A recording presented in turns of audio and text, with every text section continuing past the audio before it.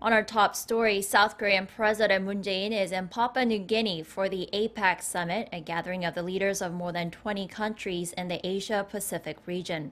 On the sidelines, President Moon met with his Chinese counterpart to discuss issues of diplomacy on the Korean peninsula and their country's economic ties. Shin Se-min reports. Presidents Moon Jae-in of South Korea and Xi Jinping of China on the same page, looking forward to the success of the next summit between North Korea and the U.S. and to establishing peace on the Korean peninsula. Meeting on the sidelines of the annual APEC summit in Papua New Guinea, the two leaders discussed the ongoing peace drive on the divided peninsula and issues of interest to both of their countries. President Moon's spokesperson said the leaders both see the second North Korea-U.S. summit and Kim Jong-un's planned visit to Seoul as crucial.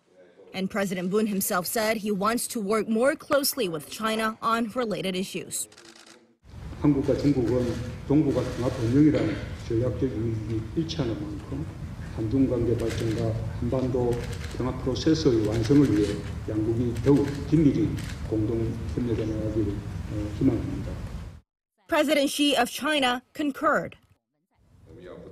We should continue to play a positive role by staying in close strategic communication and working to realize lasting peace and prosperity in the region. President Xi added that Beijing supports Seoul's efforts for peace and that it will continue to play a, quote, constructive role. He, too, said he's planning a trip to the north next year at Kim Jong-un's invitation. In addition to North Korea, the leaders also covered bilateral trade and environmental issues.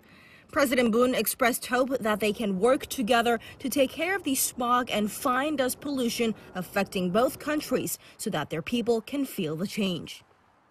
Including the talks with President Xi, President Moon has managed to meet with three leaders on the sidelines of APEC and ASEAN-related summits deemed critical to North Korea-related diplomacy, the others being Russian President Vladimir Putin and U.S. Vice President Mike Pence.